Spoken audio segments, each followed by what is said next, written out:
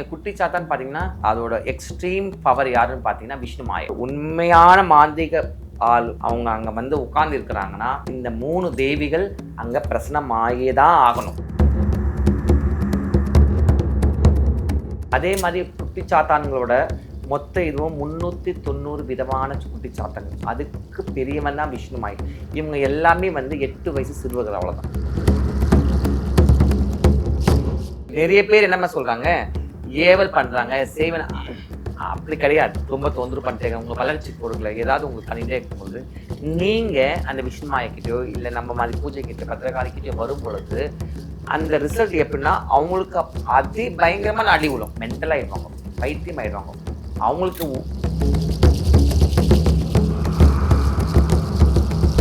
மாயோட வழிபாடுலாம் வந்து ரொம்ப சக்தி வாய்ந்த வழிபாடு. பட் ஆனால் பலன் கொடுத்தோம். ஆனால் அந்த பலன் கொடுக்கும்போது சின்னதாக ஒரு தப்பு நடந்தாலோ அது ஒரு ரியாக்ஷன் வேறு மாதிரி ஆகிடும். இப்போ நம்ம எல்லா இடத்துலையும் கோயில் இருக்குது. ஏன் விஷ்ணு மாய்க்கு 100 கோயில் கிடையாது கேரளாவில்? ஒரு பார்த்தா அம்மா புள்ள அவங்க அம்மா இந்த கேள்வி என்னம்மா பிரச்சனை, என் பையன் நம்ம பிரச்சனை சொல்கிறான். உன் பேர் என்னப்பா சொல்கிறேன். உன் பேர் என் பேர் ஷரத்துன்னு அப்படி சொல்கிறான். சாப்பிட்டியாப்பா? நான் நல்லா சாப்பிட்டேன். என்னப்பா சாப்பிட்டேன்? நீ மதியம் தான் சாப்பிட்டேன் சொல்லி அவங்க அம்மா என்ன கேட்குறாங்க, ஏமா உங்களுக்கு ஊசம் பண்ணி குழந்தை நல்லா பேசினுக்குது, இந்த குழந்தை எப்படி தான் பயிர் சொல்லிட்டு அம்மா அவன் பேர் ஷரத் இல்லைம்மா, அவன் பேர் வினோத், அவன் மத்தியானம் ஃப்ரைட் ரைஸ் சாப்பிடலாமா, அவன் மத்தியானம் சாம்பார் சாதம் சாப்பிட்டாமா. அதாவது அவன் எதை சொல்கிறான், அவன் இறந்தான் பார்த்தியா, அந்த நிலையில் இந்த குழந்தை மேலே ஏறி இப்படியே ஷாக் ஆகிட்டேன். ரிஃப்ளெக்ட் ஆன்மீகம் நேர்களுக்கு வணக்கம். இன்னைக்கு நம்ம யார் கூட இருக்கோம் அப்படின்னு பார்த்தீங்கன்னா மாந்திரிக சக்கரவர்த்தி சாமுண்டி மலைக்கு அவங்க கூட தான் இருக்கோம். வணக்கம் மேம். வணக்கம். பில்லி, சூனியம், ஏவல் அப்படின்னு எடுத்தோம்னா ஏவல்ல அதிகமாக சொல்லப்படுறது குட்டி சாத்தான்கள்.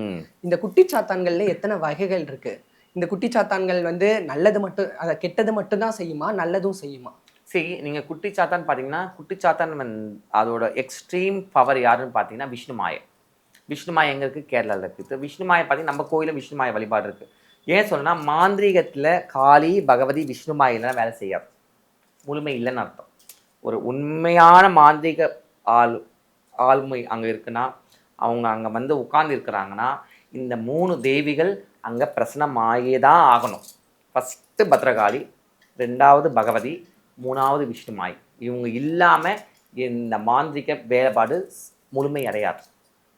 அதே மாதிரி குட்டி சாத்தான்களோட மொத்த இதுவும் 390 விதமான குட்டி சாத்தான்கள். அதுக்கு பெரியவன் தான் விஷ்ணு மாய்.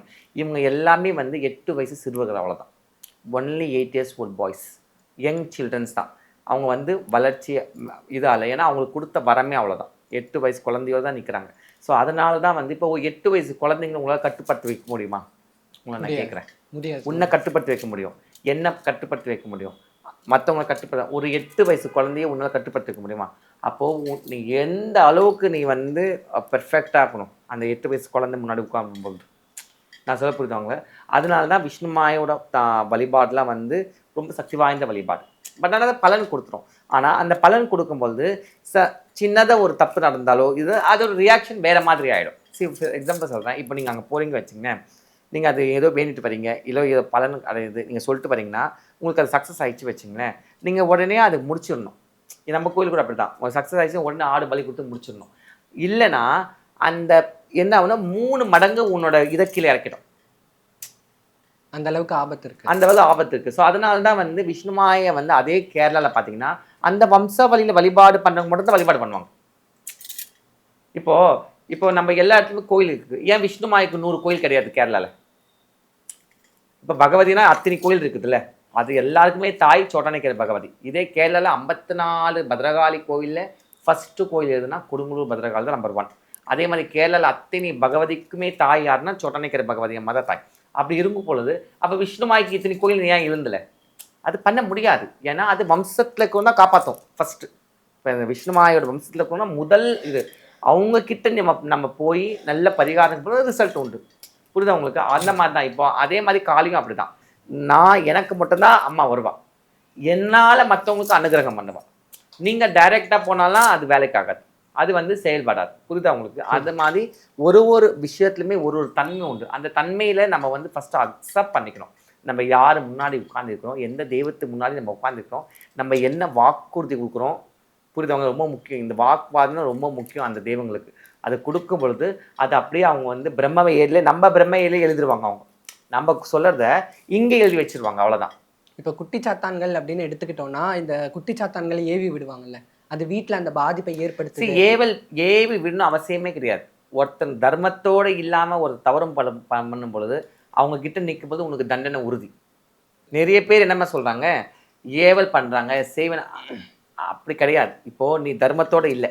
இப்போ நீ வந்து ஒரு ஆஃபீஸில் ஒர்க் பண்ணுற, உனக்கு வந்து தேவையில்லாமல் ஒருத்தவங்க வந்து உன்னோட சீனியரோ இல்லை வேறு யாரும் உன்னை ரொம்ப டார்ச்சர் பண்ணிட்டே இருக்கிறாங்க, இல்லை உங்கள் வீட்டு பக்கத்தில் யாராவது உங்களை ரொம்ப தொந்தரவு பண்ணிட்டே இருக்காங்க, உங்கள் வளர்ச்சி பொருட்களை ஏதாவது உங்களுக்கு பண்ணிகிட்டே இருக்கும்போது நீங்கள் அந்த விஷ்ணுமாயக்கிட்டேயோ இல்லை நம்ம மாதிரி பூஜை கிட்டே பத்திரகாளிக்கிட்டேயோ வரும் பொழுது அந்த ரிசல்ட் எப்படின்னா அவங்களுக்கு அதி பயங்கரமான அடி விழும்.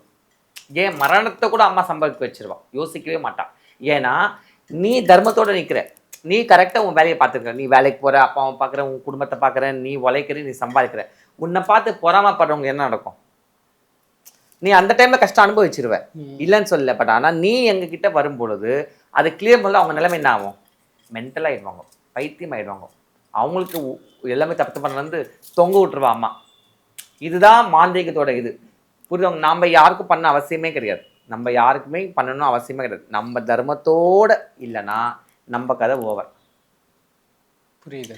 நம்ம அதனால என்ன பண்ணோம், தெய்வத்துக்கிட்ட போகும்போது மன நிம்மதியும் நம்மளுக்கு யார் என்ன பண்ண நீயே பார்த்துக்குமா சொல்லி நம்ம விலகிடணும். அவள் பார்த்துக்குவா. நம்ம யாருக்கும் செய்வனையும் அதெல்லாம் பண்ணவே கூடாது.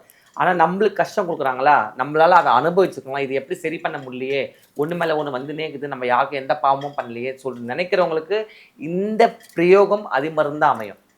அவங்க நல்ல ஒரு வாழ்க்கையில் மேலே போயிடுவாங்க, நல்ல ஒரு விஷயத்தை கொண்டு வராங்க. அவங்களுக்கு சுற்றி நெகட்டிவ் எனர்ஜியோ இல்லை வைப்ரேஷனோ இல்லை கெட்டவங்களோ எதிரிகளோ சர்வநாசம். அவ்வளோதான், முடிஞ்சிச்சு. தூக்கி போட்டு மண்ணோட மண்ணாக்கிடுவா. அதுலேருந்து அவங்களால வெளியே வர முடியாது, புதைச்சிருவா, அவ்வளோதான்.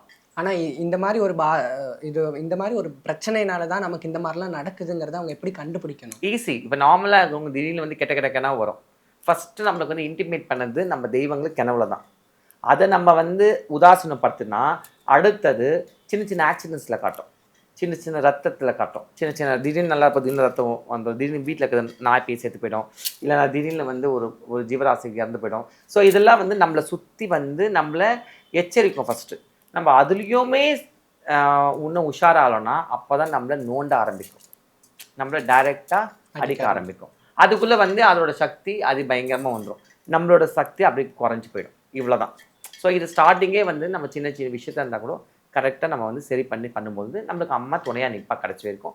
அதுக்கப்புறமா யாரும் நம்மக்கிட்ட வர முடியாது, அவள் பார்த்துக்கலாம். இப்போ முதலே கேட்டிருந்தேன், இப்போ குட்டிச்சாத்தான்கள் வந்து கெட்டது மட்டும் தான் பண்ணுமா, நல்லதும் பண்ணுமா? நல்லதும், அதுதான் சொல்ல வரேன் நான். இப்போ இந்த நெகட்டிவ் இது அதை தான் சொல்ல வரேன். இப்போ இந்த நெகட்டிவ் ஒருத்தர் பாதிக்கப்பட்டுட்டா அது ரிமூவ் பண்ணுறதுக்கு விஷ்ணுமாய்கிட்ட போகிறாங்க வச்சிங்களேன், போனால் அது கிளியர் ஆகிடுவாங்க, இல்லைன்னு சொல்ல. பட் ஆனால் அங்கே போயிட்டு நம்ம எந்த இதுவுமே வாக் விட்டுடக்கூடாது. நீ இதை பண்ணு, நான் அதை பண்ணுறேன், இதை பண்ண அதை பண்ண அதை பண்ணி கொடுத்துருவாங்க. ஆனால் திருப்பி பண்ணலன்னா நம்மளுக்கு 3 மடங்கு இறங்கிடும்னு சொல்ல வரேன். புரிஞ்சுதா உங்களுக்கு? எந்த ஒரு தேவதைகள் கிட்ட நம்ம போகிறதுக்கு முன்னாடி, அதுவும் உக்ரமான தேவதை போகிற முன்னாடி நம்ம என்ன சொல்கிறோமோ அதன்படி அவங்க நடந்தாலே போதும் சரி. இப்போ நாம் என்ன சொல்லுவோம்னா, நீங்கள் வந்தீங்கன்னா சரியாயிடும், நீங்கள் நல்லா சரியான பிறகு அந்த அம்மாவுக்கு ஆடு பலி கொடுத்து முடிச்சுன்னு சொல்லுவாங்க. அவ்வளோதான். அதே மாதிரி வருவாங்க, பூஜை பண்ணுவாங்க, விரதம் இருப்பாங்க, யாகத்தில் கலந்துக்குவாங்க, எல்லாமே சுடுகாடு பூஜை கன்ஃபார்ம் போவாங்க. அதுக்கப்புறமா நல்லபடியாக ஆகிடும், அந்த அம்மாவுக்கு பலி கொடுத்து முடிச்சிருவாங்க. அவ்வளோதான். நான் வந்த இந்த காணிக்கை முடிஞ்சிருச்சு, இவ்வளோதான். இல்லைன்னா என்ன ஆகும், அதை வந்து உன்னை திருப்பி நாட் பண்ணினே இருக்கும், உன்னை வந்து அதை வந்து பின்தொடர்ந்துனே வரும். ஏன்னா செய்வனை பண்ணி உனக்கு சரியாகி நீ வந்து அம்மாவுக்கு காணிக்கை கொடுக்கணும்னா சாமி உக்ரமாகும். அப்போ நம்மளுக்கு இன்னும் அதிபயங்கரமான கஷ்டங்கள் வரும். அம்மா நம்மளுக்கு ரிமைண்ட் பண்ணினே இருப்பா. அதெல்லாம் வச்சுக்கூடாது, உடனே கொடுத்து முடிச்சிடணும். உங்ககிட்ட யாராவது வந்து இந்த மாதிரி செய்வினையினால பாதிக்கப்பட்டவங்க வந்திருக்காங்களா? அதுல உங்களுக்கு இப்போவும் ஞாபகம் இருக்கு, இவங்க வந்து செய்வினையினால பயங்கரமா பாதிக்கப்பட்டாங்க, நாங்க தான் அதை வந்து சரி செஞ்சு வச்சோம் அப்படின்னு ஏதாவது ஒரு கேஸ் இருக்கா? எத்தனையோ கேசஸ் சொல்லினே போகலாம். சின்ன ஒரு எக்ஸாம்பிள் சொல்கிறேன். எங்கள் வீட்டு பக்கத்துலேயே இருக்காங்க. அவங்க வந்து என்னை ஒரு வாட்டி ஃபோன் பண்ணிட்டாங்க, மலைக்கா இது மாதிரி ஒரு சின்ன பிரச்சனை, கொஞ்சம் வந்து பாருமா சொல்லிட்டு. ஒரு பார்த்தா அம்மா புள்ள எனக்கு ரெஃபர் பண்ணாங்க, ஒரு முஸ்லீம் அவர் ரெஃபர் பண்ணார் பாருமா சொல்லிட்டு. அப்போ அவங்க அம்மா கிட்ட கேட்குறது, என்னம்மா பிரச்சனை, என் பையன் தாம்மா பிரச்சனை சொல்கிறான். சின்ன பையன் இருந்தாங்க, பேசுக்குமா அவங்ககிட்ட சொல்லிட்டு. உன் பேர் என்னப்பா சொல்லிட்டு. என் பேர் ஷரத்துன்னு அப்படி சொல்கிறான். எத்தனைப்பா படிக்கிற? நான் வந்து எத்தனையோ 5th ஸ்டாண்டர்டோ 6th ஸ்டாண்டர்ட் ஞாபகம் இல்லை, அது எதுவும் சொல்கிறான்.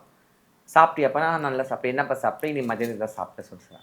அவங்க அம்மா என்ன கேட்குறாங்க, ஏம்மா உங்களுக்கு லூஸ் அம்மா நீ, குழந்தை நல்லா பேசினுக்குது, இந்த குழந்தை எப்படி தான் பேசுறேன்னு சொல்லிட்டு, அம்மா அவன் பேர் ஷரத் இல்லைம்மா, அவன் பேர் வினோத், அவன் மத்தியானம் ஃப்ரைட் ரைஸ் சாப்பிடலாமா, அவன் மத்தியானம் சாம்பார் சாதம் சாப்பிட்டாமா. அதாவது அவன் எதை சொல்கிறான், அவன் இறந்தான் பார்த்தியா, அந்த நிலையில் இந்த குழந்தை மேலே ஏறிக்கு. புரியுது. புரியுதா உங்களுக்கு? அது என்கிட்ட அந்த பையன் பேசல, அந்த இறந்து போன ஆத்மா பேசுது. ஏன்னா அதுவும் ஒரு குழந்தை இறந்துருக்கு. அப்படியே ஷாக் ஆகிட்டேன். சரி ஓகே, அதுக்கப்புறம் நான் சரி பண்ணி நான் பண்ணேன், சரி ஆயிடுச்சு, அந்த குழந்தை சரி பண்ணிட்டேன். அதே மாதிரி என் பக்கத்து வீட்லேயே ஒருத்தங்க கொடுத்துருந்தாங்க. அவங்க வந்து இந்த ஆட்டு கால் இருக்குது பார்த்தீங்களா, அந்த பிஸ்னஸ் பண்ணுறவங்க. அவங்க என்ன ஆச்சுன்னா, அவங்க வந்து இந்த கோட்டர்ஸ் இருப்பாங்க, நான் காசிமேடில் இருக்கிறதால அப்போ வந்து ஃபஸ்ட்டு அந்த இப்போ தான் வந்து எண்ணூருக்கு பண்ணிட்டேன். அப்போ அந்த கோட்டர்ஸ் இருக்க சொல்ல ஒரு பொண்ணு வந்து சூசைட் பண்ணி இறந்துட்டான். இந்த பொண்ணு கொஞ்சம் தைரியமானவன். இவன் என்ன பண்ண, அந்த கதவு உடைச்சிட்டு உள்ளே போயிட்டு அந்த தூக்கு மாட்ட பொண்ணை வந்து பிடிச்சி காப்பாற்றல சொல்லிட்டு கயிறு தூக்கும் பொழுது, இந்த இந்த ஹெல்ப் பண்ண போகிற பொண்ணுக்கு என்ன பொண்ணாவது தூரமாக வரா. அந்த டைமில் ரொம்ப ஷாக் ஆகல, ஷாக்கில் தூரம் ஆகிட்டா. தூரமாகி வர்றதுக்கும் அந்த பொண்ணோட அந்த ஆத்மா விலகிறதுக்கும் கரெக்ட் டைம் ஆயிடுச்சு. அப்போ அந்த ஆத்மா இந்த பொண்ணோட இதில் கரெக்டாக வந்துருச்சு. வந்து பேய் பிடிச்சி நம்ப மாட்டேன், அவள் துணியே இல்லாமல் வெளியே வர்றதுக்கு ஓடுறதுக்கு ட்ரை பண்ணுறான். நல்லா இருந்த பொண்ணு. அதுக்கப்புறம் அவங்க எங்கெங்கேயும் போனாங்க, திருப்பி நம்ம கிட்ட வந்தாங்க, நம்ம சரி பண்ணி இன்றைக்கி அவள் குடும்பம் குழந்தை குட்டின்னு இருக்கிறான். ஸோ அந்த மாதிரி எவ்வளோ எக்ஸ்ட்ரீம் சொல்லினே இருக்கலாம். அது வந்து 18 சார் பிரயோகம் தான். பிரயோகத்தால் முடியாதது எதுவுமே இல்லை, சக்கர பிரயோகம் தான். அது அந்த இதில் நாங்கள் சொல்லி கொடுத்து அதை மாதிரி பண்ணி நம்ம வந்து அந்த பூஜையில் உட்காரும்போது எப்படி இருந்தாலும் அது கிளியர் ஆகிடும். இந்த மாதிரி பேய் பிடிச்சிட்டு போயிடுது, அதுக்கப்புறம் திரும்ப அவங்களுக்கு அது வராது. ஏன்னா அந்த அளவுக்கு நாங்கள் சொல்லி கொடுப்போம் அந்த பூஜை எப்படி பண்ணணும். சரி, எப்போவுமே வந்து ஒரு வழிபாடு தான் மெயின். அதுவும் பத்ரகாளி கிட்ட நான் இருக்கும் பொழுது அந்த அன்னியின் சக்தியை நான் அவங்களுக்கு சொல்லிக் கொடுப்பேன், எப்படி இது பண்ணிக்கணும்னு சொல்லிட்டு. அவங்களுக்கு நான் அதை சொல்லிக் கொடுக்கும்பொழுது அவங்களுக்கு நல்ல ஒரு டிஃப்ரென்ஸ் கிடைக்கும். இப்போது உன்னோட மாத்திரையை நான் சாப்பிட முடியாதுல்ல, ஏன் சாப்பாடு நீ சாப்பிட முடியாது. இன்றைக்கி நிறைய பேர் என்ன பண்ணுறாங்கன்னா, நீங்கள் வாங்க நாங்கள் பார்த்துக்குறோம் சொல்லிட்டு ஏமாற்றி விட்டு அனுப்பிச்சிடுறாங்க. ஆனால் இங்கே அப்படி கிடையாது. இங்கே யாராக இருந்தாலும் சரி, உலகத்தில் நீங்கள் எந்த மூலை முழுக்க இருந்தால் கூட இந்த பூஜை வந்து இந்த மாதிரி தான் பண்ணணும்னு சொல்லிட்டு நாங்கள் சொல்லிக் கொடுப்போம். அது பண்ணும் பொழுது அதோட சக்தி அதிபயங்கரமாக இருக்கும். நீங்கள் எங்கே இருந்தாலும் அந்த அம்மாவோட திருவிளக்கு ஃபோட்டோ வச்சு ஏற்றும் போது அந்த அம்மாவுக்கு எப்படி முடிக்கணும்னு சொல்லி கொடுத்துருவாங்க. இந்த பூஜையை எப்படி நீ பார்க்கணும், இந்த பூஜை எப்படி வந்து கலந்துக்கணும் பண்ணும்போது அதோட சக்தி எங்கே இருக்கும்? உங்ககிட்ட இருக்குமா, என்கிட்ட இருக்குமா? உங்ககிட்ட. என்கிட்டே இருக்கும், பண்ணுற உங்ககிட்டே இருக்கும். புரியுதா? அப்போ அந்த பலம் எப்படி இருக்கும்? உனக்கு நல்ல ஒரு வைப்ரேஷன், அடுத்து ரிசல்ட் உனக்கு. சிம்பிள். புரியுது மேம். ரொம்ப நிறைய விஷயங்கள் பகிர்ந்துக்கிட்டீங்க, ரொம்ப நன்றி. நல்லது.